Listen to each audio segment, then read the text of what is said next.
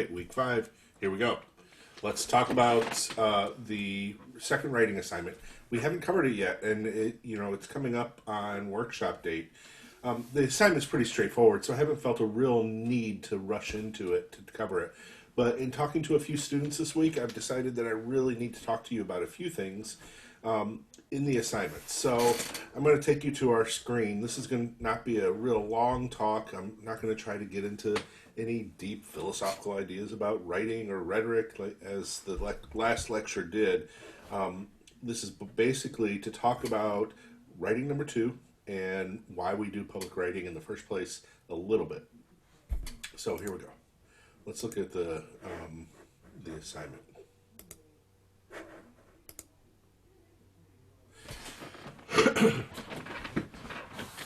Here's your assignment.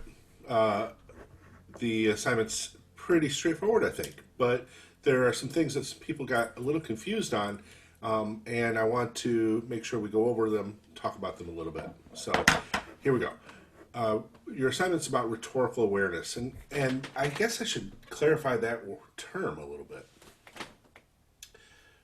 You have an assignment to write a letter. That's the genre. But what we're really doing in English 131, what you do in Comp 1, is you think about rhetoric. Certainly you're learning how to do genres, but you're really considering the rhetorical situation and why you write within that situation. It is about learning how to bring those two things together, an awareness of your audience, of your authority, of your purpose, of your logic and your argument, and the awareness of the genre and the context, and bringing those together to develop writing. So this assignment is about rhetorical awareness. You can write a letter, but if you're not showing that you're rhetorically aware, you're not doing this assignment. Here's the assignment. For writing number 2, you will be writing a public letter to address some issue of public protest.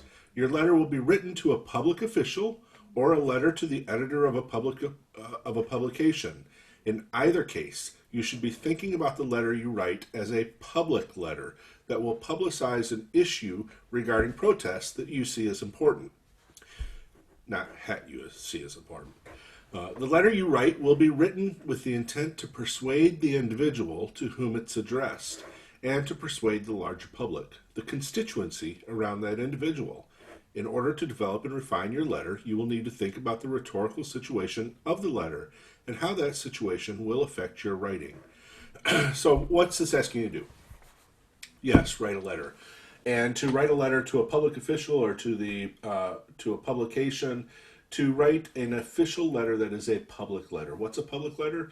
Well, it means that you might be writing a letter to the president of the college, President Cavalluna. But what you're really doing is writing a letter to the entire community, the entire campus community, because you have a point you want to make. Now, certainly you could write President Cavalluna a letter. He stopped by, he talked to you while you were in the lunchroom, or in the cafeteria. You thought that was great. I guess we don't go to the cafeteria anymore. Anyway, you appreciated one of his public comments. You wrote him a personal letter saying thank you. But if you're writing a public letter, you're using him as a target, but you're really writing for the larger audience of the public. So you really have a dual audience that you have to pay attention to. That larger public is a constituency. What does constituency mean? It means the people who are surrounding that person of power or that publication of power. It's the one the people that person is answerable to. So why do you write a letter to a president of a college or a senator or a Supreme Court justice? And why do you make that a public letter? Because the public is the constituency of that person, and that person feels pressure from that public. So you're trying to persuade the people around that person to persuade the person to adopt your view. I hope that clears that up a little bit. Maybe I got a little too heady there. But the point here is that you are writing a letter to persuade, and to persuade the public. The issue you will develop your letter around will be drawn from a recent news story about protest. That's telling you got to do something here. You got to get online and find a news story from a newspaper or a magazine. You should consider what was reported in that story and what public issues arise out of that issue. You should then focus on one specific issue, not the entire event, not the whole entirety of all things having to do with protest. One specific issue related to protests, and consider what you might want to say about that issue on a public stage. Will you propose a policy to promote or ban protest? Will you raise awareness of the problems of protest or the public response to protest? Will you analyze and interpret what happened in a specific moment protest from your news story and develop an argument about how people should react? Will you argue that a person or a people are heroes or villains of the protests and explain why your audience should take action to support or cancel those people? The possibilities for argument in your letter are endless. It really depends on what you care about, what you want to focus on, how you want to prove it. So you're going to need to spend some time thinking about those things. What do you want to say, and why do you want to say that thing? After you get an idea about your purpose, your position, your evidence, your audience, you should then begin thinking about the rhetorical situation so that you can write persuasively. So, we got one hard requirement here out of this already. We got a couple. One, you got to write a letter. Two, it's got to be a public letter. Three, it's got to be rhetorically aware. Four, it's got to be based on a recent news story. So we can go down to the letter requirements. What do you need to do? It must meet the genre expectations for letters to officials or to the editor, as laid out in our readings on letters from weeks 4 and 5. So you need to have done the reading, and you need to be able to apply that reading to the writing of the letter. It must identify the specific official and or editor of the publication within its formatting. Your letter must show that you are aware of what your audience cares about. You cannot just write a general letter to a general public official. You got to know what you're talking about. I'm going to come back to this one in just a moment. It must focus on issues of protest arising from a news story that you found. Your news story must be referenced and cited within the letter. Okay? You got to know what you're talking about. You got to use citation. And we'll talk about that in early next week. It must be based around a central claim or thesis. It must show that you are aware of the rhetorical situation and that you are using elements of that situation to help you develop your persuasive writing. So, what do you do? Well, we're practicing the assignment a little bit this week in our discussion on the news article where the Detroit police chief was called terrific by President Trump. By the way, that discussion that you're having, it's not real elevated. A lot of people are just saying, I agree or I disagree. What I really want you to do is to talk about what your thoughts and arguments are about this story. Now, maybe you don't have any, but I want you to find some. Develop an idea. Talk about protest. So we're practicing the finding of an article here, and then you're going to read about writing letters to elected officials, writing letters to the editor, and then you're going to tell me what you found, or tell each other what you found. The whole point of all this is to give you practice thinking about what you're going to put in your letter.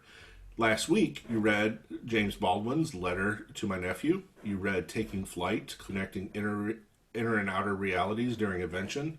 Both of these readings should have been helping you think about how to develop ideas in a situation where you're trying to write to the public.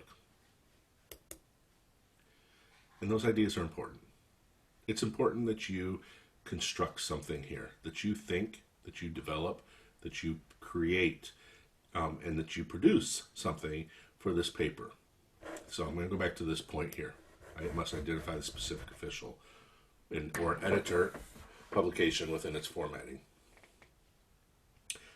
Last semester, I had about 3 people who ended up failing the class, in part because of this assignment, but mostly where they started failing was this assignment, and they failed it for plagiarism.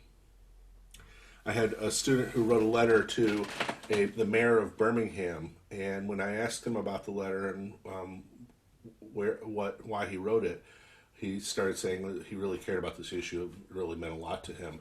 And I asked him, well, were you talking about Birmingham, Alabama? And he said, well, I was talking about Birmingham. I said, oh, you were talking about Birmingham, Michigan. And he said, yeah, that was it. Well, in actuality, he was writing to the mayor of Birmingham in London, England. And the news story he was referencing was something that happened in Birmingham in London, England. So what had happened was somebody else had written this letter for the student. Somebody else had been doing the work for this student, and the student could not see why that was a problem. Now, he ultimately ended up seeing it because he ultimately ended up failing the class, failing the assignment and failing the class, and then having a letter sent to the registrar. You have to be thoughtful and careful, and I think also consider why you're doing this college thing in the first place. What is your purpose here? I want you to write a meaningful letter, a letter where you've looked at a news story and you've discovered what you want to say. Now, that student clearly is a extreme example of somebody who takes a misstep on an assignment. But if you're somebody who's going to do this assignment and you're just going to randomly do a Google search and randomly find an article and randomly write about that article, you're not doing a whole lot more work than that student who had somebody else write the letter. I mean, obviously, you're writing something, but you're not accomplishing the rhetorical goals of this assignment. I want you to really pay attention to rhetoric and what you're trying to do to persuade others. And the only way you do that is by authentically and realistically, authentically and deeply engaging with the work. Go look for an article that you care about. Go look for an issue that matters to you. Go look for something that you want to say in the world, somebody you want to say it to, and start to say it. James Baldwin wrote an amazing letter to his nephew. The letter was really to everybody. I'll point you to my writing, which is not nearly as amazing as James Baldwin's. But I have this reading for this week, Letters on Campus Recruitment. This happened, it's a real story. It happened in 2003. I was teaching English at the University of Toledo, and I had a number of students that semester who had to drop out of school because they were being called up on their military recruitments. Many of them had signed up right after 9/11. And then in 2003, when we decided to invade another country and take it over and kill a bunch of people, that's my slant on what happened. But when that happened, on the day that we invaded Iraq, military recruiters were in the hallway in the classroom building where I was teaching.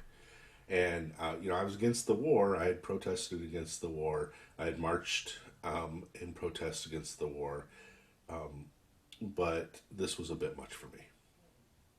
To have somebody come into a space of learning and set up a table was a bit much. And so I ended up protesting. You can read about it in the reading. And then I ended up writing about it and publishing the letter and a letter to the editor in the student newspaper.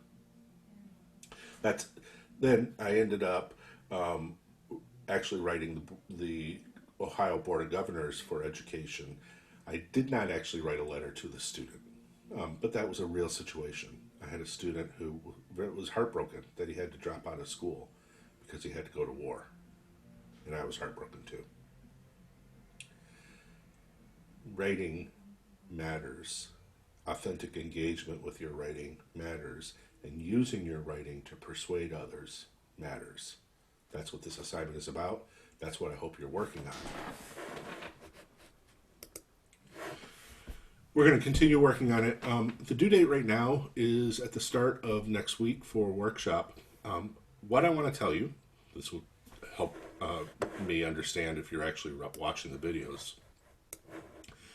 If you are having a hard time with this letter, with this assignment, if you're not sure what's happening with it or you're not sure how to do it, and you would like an extension, I'm not going to give one person an extension because we got to do workshop together. So if you would like an extension, and if I have, let's say, 10 people tell me they need an extension, that's 10 out of 40. 1/4 of you tell me you need an extension on this paper, then I will extend the deadline and we'll do workshop a little bit later in week 6. But if I don't hear from you, then I can't let you do it. How should I hear from you? Well, go to the class notes page and post. I would like an extension. Anybody else? And if we can get 10 people to tell me that you want an extension there, then I'll give you an extension.